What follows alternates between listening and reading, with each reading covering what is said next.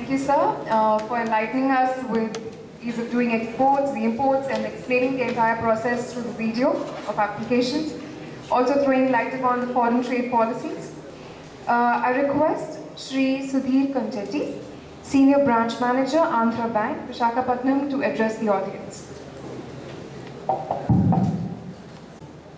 Dear friends, I am Sudhir from Andhra Bank. As a banker, I am standing before you to give an insight of the financial aspect of the exports or imports all these people are talking about. Idea. Then capital finance, then market research. Customer. Okay, market and customer goes together. Anything else? That's it. It so happened both the books there's no mention about finance. They were talking much about the product, the design, the countries, where it is being sold, who are the receivers. It was well written. Nowhere it was mentioned about the capital, nowhere it was mentioned about the financial aspect. So as a students of business, I think most of you will be sitting for some placement, getting into some export-import company, some banks, or some specialized jobs, engaging as consultants or something like that. Some may be going into the department, government agencies, some may be entering banks. So basically, as you all know, finance is a very important part of any project. You can conceive a good idea, you want to market it, you have a product, you have a technical data, expertise, everyone, but ultimately to put that into action, you require some finance. So I think you will appreciate that. We had it, sir. This is altogether a different assignment. In our import plan, we have letter of credit mentioned in it, wherein we take it from issuing bank. No, I am not generalizing it. It so happened in the two things which I have seen, it was not there. I am not trying to find fault with anything. I am saying, as you all know that finance is a very important part. Okay. Now coming to my area. See, before going into the banker's point of view, how the bank will help you as an exporter or as an importer. First of all, you should be in a position to fulfill all these guidelines. DGFT, E-code, customs, all kinds of import duties, export duties, certificate of origin. If you are fulfilling all this, then comes the role of a bank. So, as an importer, you are importing goods, you need an agent or you need an intermediary through whom you can get your money. Similarly, when you export, again a bank will come into place where you will receive some money. So bankers, day in and day out, are associated with the importers and exporters in various aspects. Now, I am going to give a small briefing or insight on how the banker is going to help an importer and exporter. Why I am telling you this is, I see you all as importers or exporters. That means either you will be working for them or you yourself will be an entrepreneur tomorrow doing some import business or export business, whatever it is. And the entire thrust, you can see they are talking about the exports. Hardly out of 10 words, I heard only 1 or 2 imports. The thrust, because why can you tell why the thrust is on exports? Please. Creating revenue. For whom? For us means for the exporter, for the individual. All these people are from the government side. So they are talking from the national point of view, from a gross point of view, so that they can get some revenue. See, in exports, we are not going to get any revenue.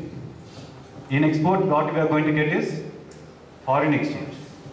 You're selling the merchandise, you're going to sell the software, whatever it is, you're going to get some foreign exchange. What are you going to do with the foreign exchange? Are you going to keep it in your bank account? No. You're going to, again, rotate it or revolve it, what do you tell it? For your imports. That major part of imports, we the common people are not doing.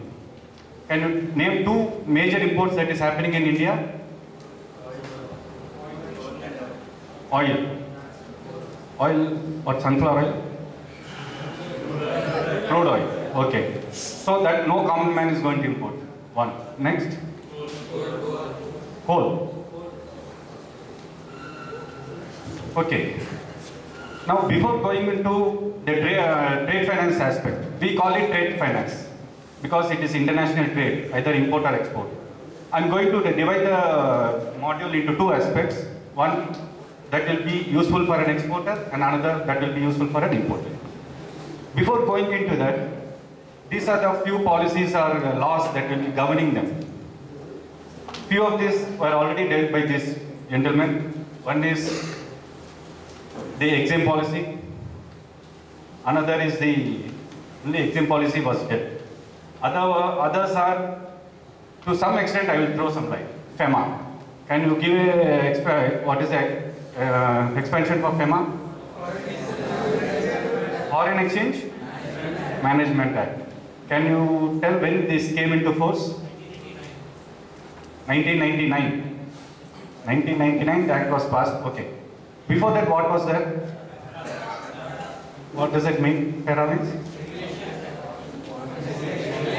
Foreign Exchange Regulation Act. Okay. You are all well equipped. So I have to be careful while delivering the lecture. Can you tell one difference between these two? One difference. There are many differences. One major difference between these two.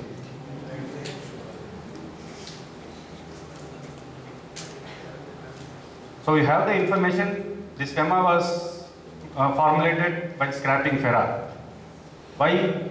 No one knows. So one major difference was the FERA was what you call when you are going to not follow the guidelines. The punishment or penalty was criminal in nature in FERA. Here it is not like that. In FEMA it is not of criminal in nature. That is a major difference. And there are various other differences that have taken place. And in this liberalized scenario, we can freely import anything we want. We can export anything we want. We can remit funds abroad very freely without much paperwork. So all this is covered in this FEMA. Next is the NI Act. NI Act is? Okay. Why NI Act is coming into international business? Letter of credit is not discussed in NI Act, to the best of my knowledge. Bill of exchange. Okay. Indian Stamp Act.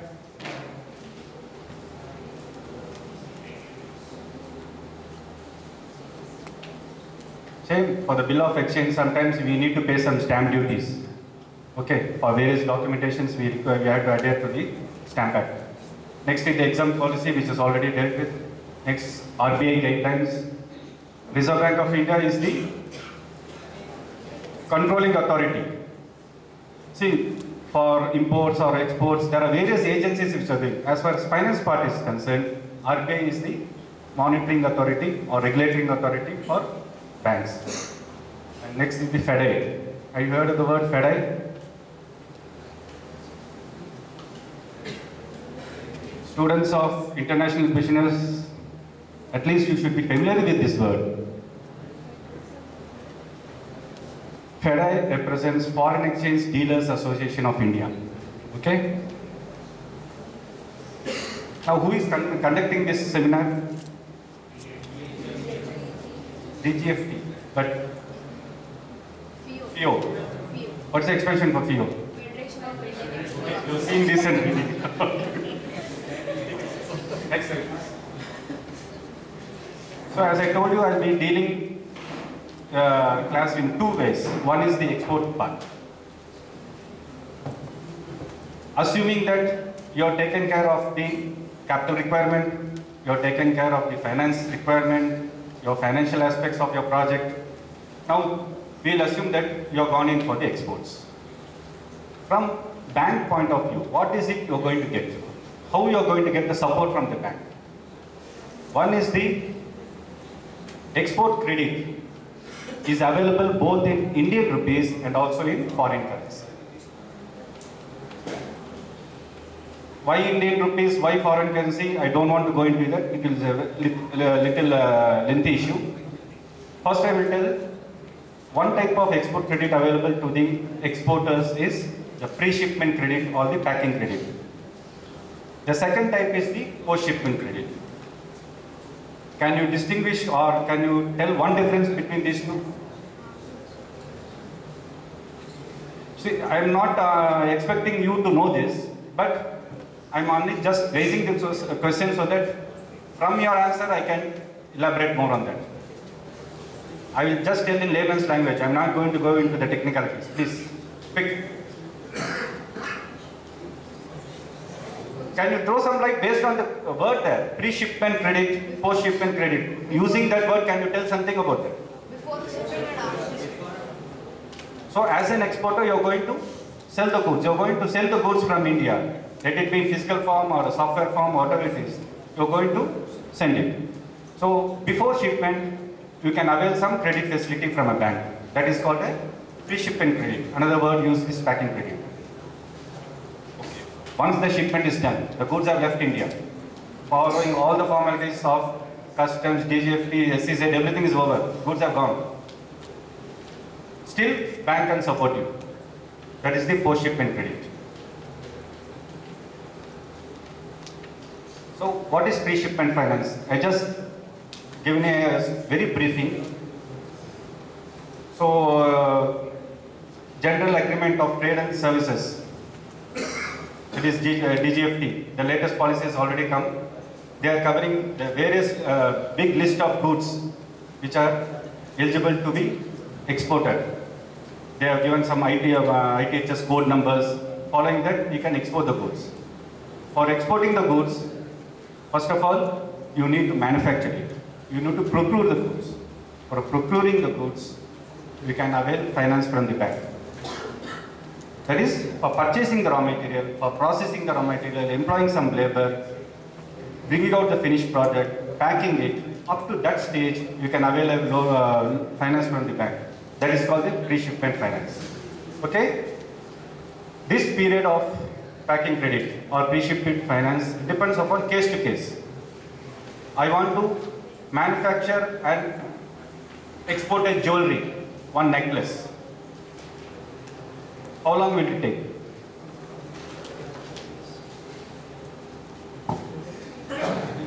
Good number of women are there. One good looking necklace, how long it will take to manufacture? I am giving you raw gold. You have purchased some raw gold.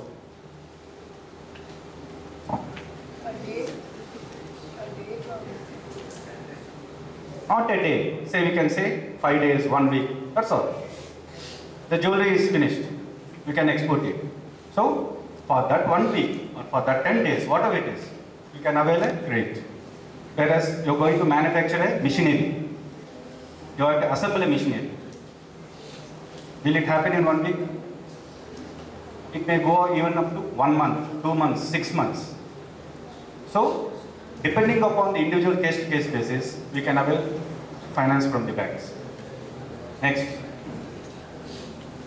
Okay. You avail the finance, you have manufactured the goods, you have exported it. Now, how to adjust this loan? See, after all, it is a loan given by the bank to the exporter. How to adjust it? How to liquidate it? Please respond. Am I boring you? So, you have taken a loan from the bank for export. You need to close it. How you are going to close it? Repay. That's what I mean. How? EMI. You are not going to take a vehicle loan.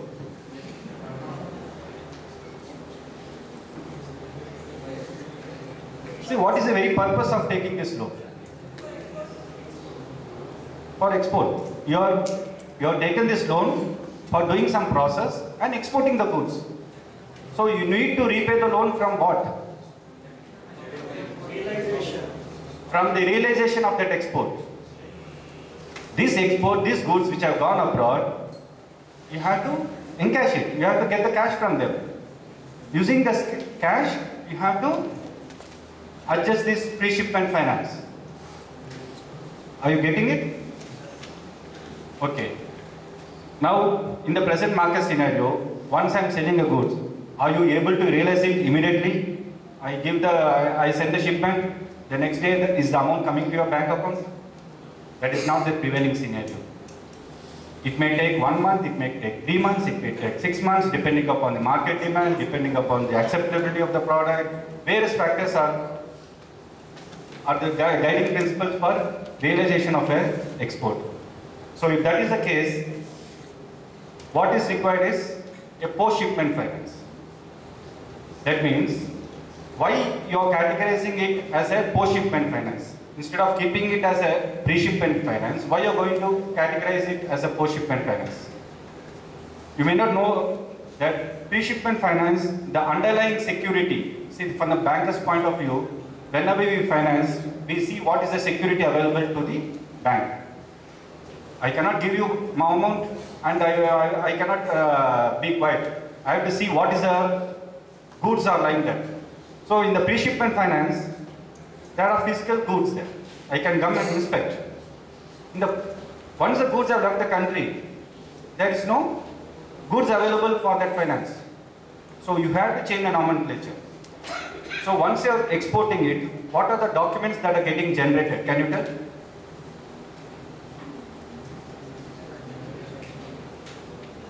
Students of international business, please respond. What are the documents that will get generated when you are going to export? From your side, from an exporter point of view, I'm asking. Pardon?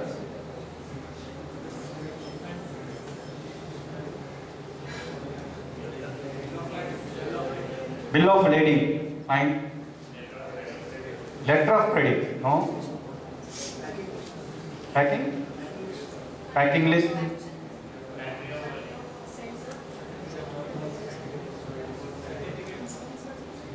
The most important one you are missing.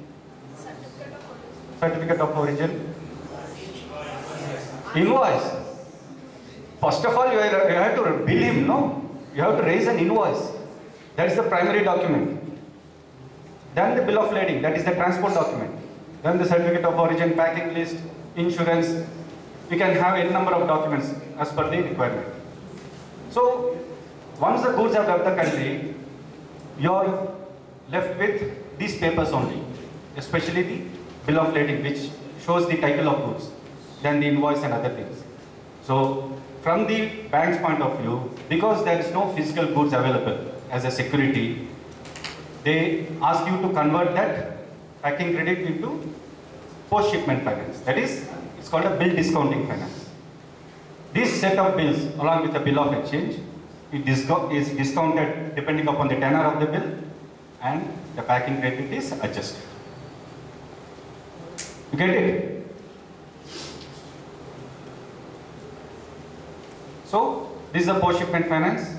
You're going to do an export, the bill is raised, you're going to the banker, submitting the invoice, and one important document which is being submitted to the banker is, apart from the invoice and bill of lading, one most important document is there.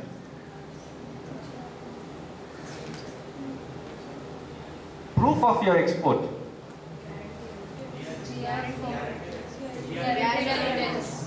GR form. Olden days it used to be called GR. Okay? That GR form is the most important document. That only proves that the goods have left the country. So all these documents are submitted to the bank and you're going to avail a post-shipment finance. See, you may be as an exporter, the finance is need-based. You may be having all sources for you to do the manufacture, everything, without any finance. So, it's not mandatory that you have to avail a pre-shipment finance. That is up to your requirement. So pre-shipment finance is optional. Similarly, the post-shipment finance, again, when you avail the pre-shipment finance, post-shipment finance should come into place. That is how we are going to liquidate the pre-shipment finance. And as far as the interest rates are concerned, it is completely deregulated. Individual banks are fixing their own interest rates. Bank to bank, it varies. As we already discussed, they are giving more thrust for exports, and the sir was telling that compared to last year, the exports have fallen this year due to various reasons. So the government has announced this interest equalization scheme. It's an incentive scheme which is giving 3% interest incentive to the exporter. So I was telling that how the interest rates are so cheap, around 1 to 3% in other countries. In India, it is around 10%, 11%. So at least this 3% incentive is given by the government so that exports are boosted. So these are the what categories of exports are eligible for this incentive, and all this is given. This is effective from 1st April. This is be there for another 5 years. Next is the, have you heard of this word bank guarantees?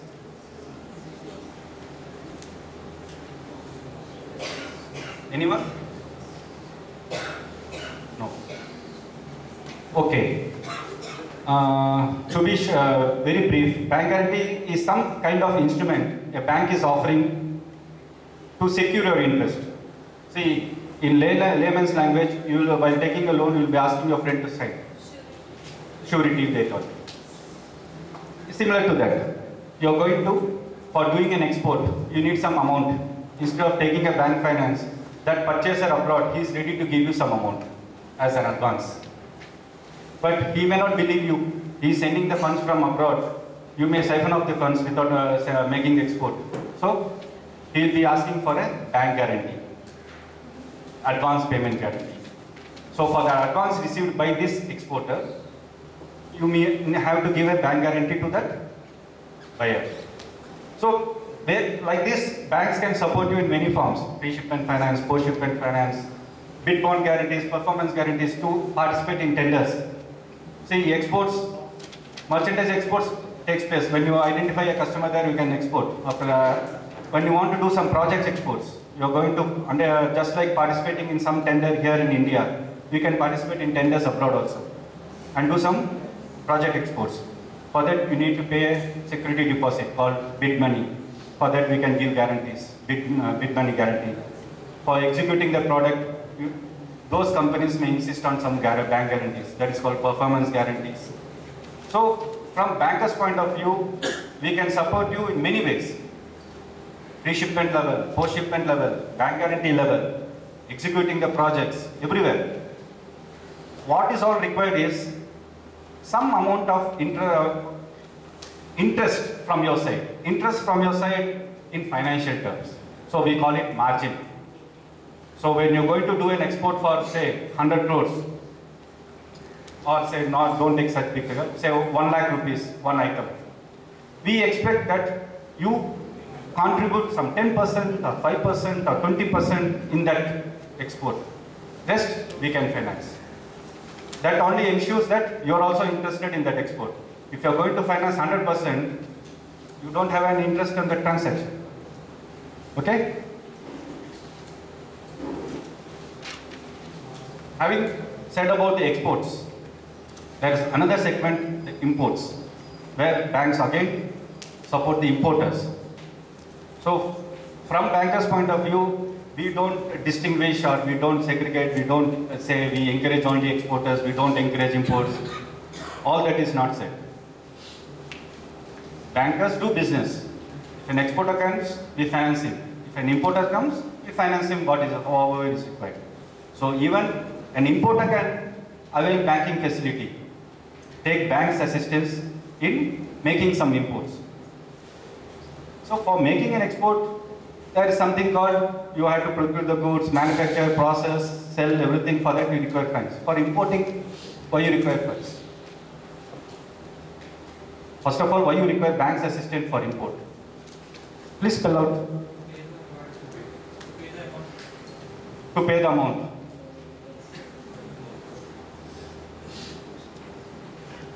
See, letter of credit is not a guarantee, first of all. Okay. See, our sir was telling how the customs are supporting exporters.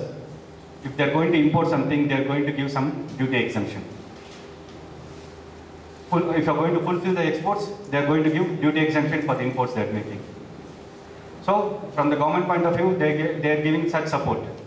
From the banker point of view, we are giving financial support in the form of letter of credit, co-acceptance, trade credits. See, first of all, letter of credit and bank guarantees are entirely different. Very briefly, I'll tell you, bank guarantee, as someone said, is just like a surety. If you are not going to pay, I will pay. In the advance payment guarantee, an exporter is receiving funds from abroad. If you are not going to do the export, that man will claim the money from the bank and the bank has to pay. It's just like a surety. Bank guarantee is nothing but a surety. Whereas letter of credit is not like that. Letter of credit is entirely different instrument. It is only going to add some comfort level for the transaction. Buyer, seller, trade transaction, it is going to add some comfort. See, an importer is sitting in India and a seller is sitting elsewhere abroad. He is going to sell the goods to you. He doesn't know you. You don't know him. So, this letter of credit, this instrument will act as a comfort for them. Because they may not believe you, but they will believe your banker. That is the reason for establishing letter of credit in trade transactions. So letter of credit is governed by, have you heard of that? UCPDC?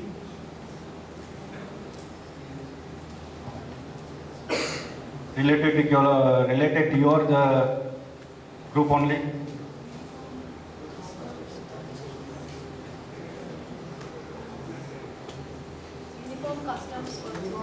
Uniform custom practice and documentation. Fine. Okay. There is one international organization called ICC. Have you heard of it? What?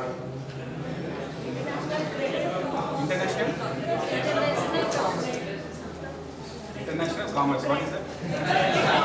International Chambers of Commerce. So it's an apex body for all the chambers of commerce of various countries. Okay? They only formulated these guidelines or rules or articles, whatever you call it. This is applicable not only for the inland transaction, that is within India transaction, this is applicable for international transactions also. Okay? So when you are going to establish a letter of credit, this is very much available in the site. It has very simple language. You can go through the articles. How a letter of credit will operate, how that instrument is functioning is very much discussed in that. To be brief, I will tell you one thing. Imagine that you are an importer here. An exporter is staying in some other country. He wants to sell the goods to you. That is, you want to purchase some goods. He has not seen you, you are not seen him. Your correspondent on the email, the commodity is fixed, rates are fixed, everything. Sample, quality, specifications, everything is done. Ultimately, this instrument is used. This importer here sitting in India, he will go to his banker, ask for opening an LC, opening a letter of credit. This letter of credit is delivered to the supplier there. So he will go through the terms of the conditions, whether it is as per the specifications agreed between these two people, and he will make the shipment. So the goods will come to India. So similarly, the documents will be getting generated there. For him, the invoices, the bill of lading, all those things will be generated there. Along with the letter of credit, he will go to his banker, submit the documents, and from that bank to a bank in India, the documents will be coming, and the payment is done. The payment can be done in two ways. What are the two methods? Tenors, two tenors for the bills. Bill of exchange, there are have you heard of tenor in the bill of exchange? Have you heard of the word side bill? site usance. Okay, site bill is on presentation of the bill of exchange, the payment has to be made. And usance means some time period is given. Let it be 30 days, 90 days, whatever it is. Okay, at the various aspects, the transaction takes place. This letter of credit facilitates the transaction. So the goods have reached here, the importer has taken the documents, taken delivery of the goods, everything. So on the due date, this importer has to make the payment. If he is not going to make the payment, it is the bank's responsibility to make the payment. So that is how it is different from a bank guarantee. So once you are given a commitment, here the bank gives a commitment under a letter of credit. There is no guarantee given. Okay? So who are the parties involved? Everything is discussed in that UCPDC 600.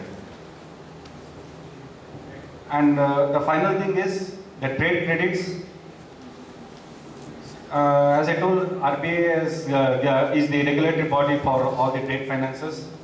For importing only merchandise or goods, they are given. You can take credit or time period up to 1 year.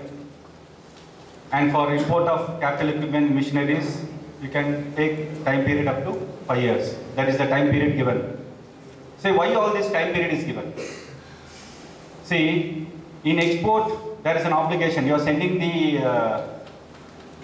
goods, you are signing a GR, guaranteed realization form, giving an undertaking to the government. Sir, I will see that the amount is getting realized.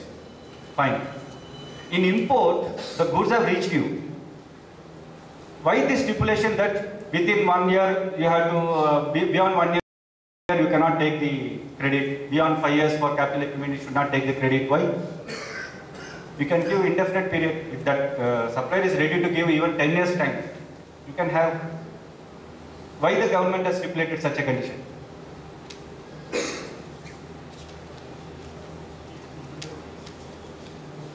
Suppose we want to be transparent. See, balance of trade, you all know, balance of payments. You cannot just pile up your liabilities just like that. There should be a time frame for realizing your liabilities also.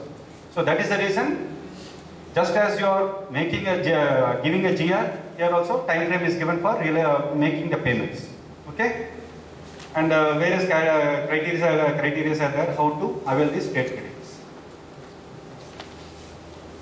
Having said this about the export, import, everything, every aspect has some risk. Every transaction has some risk, especially in financial transaction. What are the risks involved and how you are going to mitigate those risks? One is the country risk. In an export transaction, you are going to send the goods to some country. You can send it to US, you can send it to UK, you are very comfortable, you know the names. Mongolia. There are some countries where it has its own problems. So when you are doing an export to such countries, you are going to take some risk there. So government through ECGC, there is one more body called ECGC. They will publish a list of countries which is having low risk, medium risk, high risk, various categorization. So using that data, you can mitigate the country risk. Then currency risk. You are not going to deal in Indian rupees. You are going to deal in a foreign currency. It can be any currency. Of course, the 10 permitted currencies, not the other ones. Can anyone tell the permitted currencies? List of permitted currencies? One by one, please. Dollar, US dollar, euro, pounds, yen, yuan. Which country is yuan? Yes, fellow, it's not a permitted currency. Next, Swiss franc, Riyadh, Singapore dollars, Australian dollars, huh? Pardon? Sri Lankan rupees, no.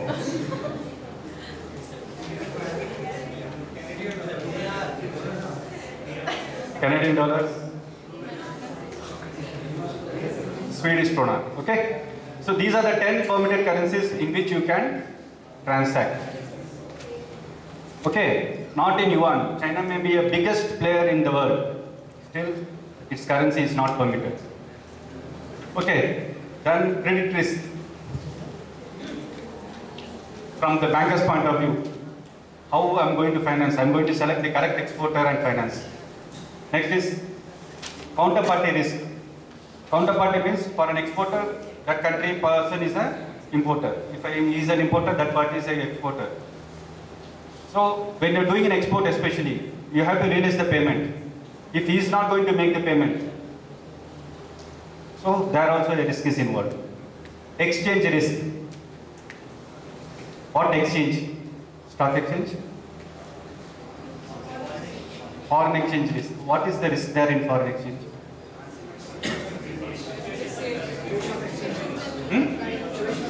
Fluctuation of exchange rates. Can anyone tell what is today's US dollar rate? 68.7. 68.7. A week back? 67.4. Okay. It's fine, no? From $67 has become 68. It's very good, no? Dollar is very valuable. It is becoming very valuable. Huh? Very good for United States, not for India. No, it is good for India also. So, for whom it is good, we have to see. For exporters, it may be good, but importers going to take the hit. So that also can be mitigated using forward covers. Next is the legal risk. You have to follow the ICC norms, as I told you. If you're going to adhere with the ICC documents, there is no legal risk also. Fine, thank you. Any questions?